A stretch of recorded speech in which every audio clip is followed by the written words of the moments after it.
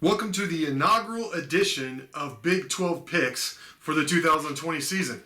Of course, it's the Big 12 opener around the conference this week, and man, there's a full slate, and this is where it's crazy because, normally the teams in the Big 12 have three kind of setup games, and it'll be like FCS school, like G5 school, and then a, Power 5 school that they'll play to kind of get ready in whatever order, but to get ready for Big 12 play. But man, just one games for most of the teams, none for some, like Baylor and TCU, who had to postpone or cancel games. So, just getting right into it. So I'll dive right into it with picks. I'm betting against the spread this year. I'll keep up with my record. Like I said, it's against the spread, so I'm even right now. This might be the best record I have this season, but I just feel like it's more entertaining that way, especially later in the season when you really get a feel for the teams. The spread makes it interesting. So speaking of interesting, let's start off with a good one. Kansas State at Oklahoma. The Sooners are listed as 27.5-point favorites. Now Kansas State's coming off that loss in the opener. They really struggled. Oklahoma, of course, looked really good. Spencer Rattler was very impressive in his first game.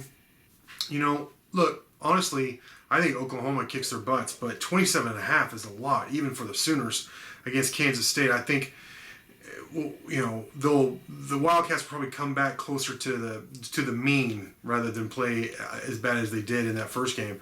And they weren't as bad as like Iowa State, which we'll get to later. Kansas State didn't look good, but they weren't just horrific. So I could see Oklahoma State winning by 3 touchdowns or maybe even like 24 points, but 27.5 is a lot. So I'm going with the Wildcats and getting 27.5. That's 11 a.m. kickoff, by the way. All right, next game is it says 12:30 kickoff Central Time is Iowa State and TCU. Iowa State is getting 2.5 points in Fort Worth. Honestly, I have no idea exactly what TCU has. We know Iowa State wasn't very good in their opener. I picked Iowa State in the preseason to win the Big 12, so I'm not going to, obviously they look bad in their opener, but I'm not going to just completely jump off that ship quite yet.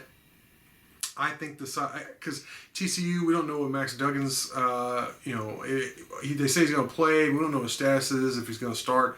There's just so much we don't know about the Horned Frogs. Iowa State has at least played once under the Corona conditions in 2020. So I'm going to go with the Cyclones. They may only win by a field goal, but I think Iowa State will win despite giving up 2.5 points.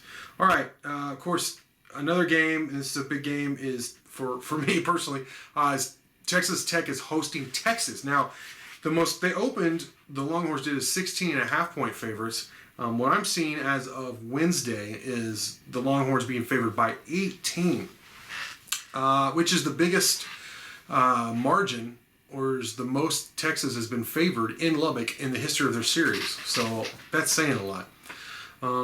Texas rolled UTEP 59-3. Of course, Sam Ehlinger is, Heisman candidate, senior quarterback.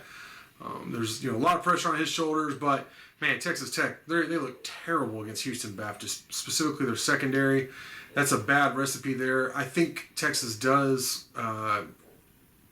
win, but 18 is a lot in Lubbock, even with the crowd restrictions. So I think Texas wins by double digits, but I think Tech plays much better than they did in the opener, and I could see Texas winning by a couple of touchdowns, but that Texas Tech will do enough to cover that 18-point spread.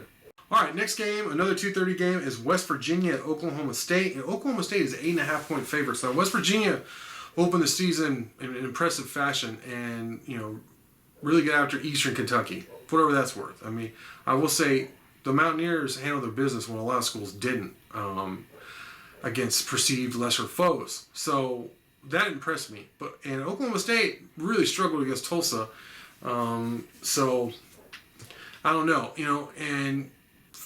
but the biggest thing for me was Oklahoma State's defense looked good against Tulsa. And okay, Spencer Sanders, I'm a big fan of his, so if he plays, I think they're able to do things. But if not, I really like that freshman quarterback, and I'm not going to mispronounce his name right now. But that big 4-star dude from California who stepped in there late and was throwing the ball over the yard. I watched that game. He looked really good.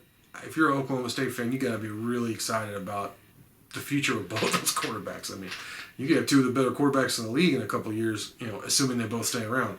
So I think despite giving up that many points and double checking how much it is again, 8.5.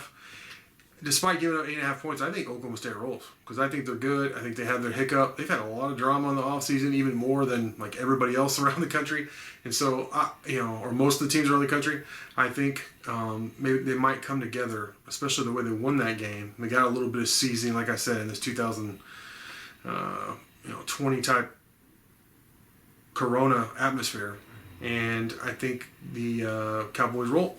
All right, the final game, the nightcap, is Kansas at Baylor. And I don't really know what to make of this because, first of all, this is assuming they play the game because Baylor has postponed their first two games. But Kansas looked terrible against Coastal Carolina. I actually said on air, I predicted that Coastal Carolina was going to win. I didn't think they were going to blow Kansas out, basically. I know Kansas made some noise in the second half, but I mean, he lost at home by double digits to Coastal Carolina. All right, that's in my book. That's getting blown out. So then we have Baylor, who we haven't seen yet, and they're giving up 17 points. I tell you what, though, even though we haven't seen Baylor, we have seen Kansas. I think Baylor, even giving up 17 points, wins. I think they win by more than 3 touchdowns, definitely more than 17 points. So with that, I want to thank you for watching, and until next time.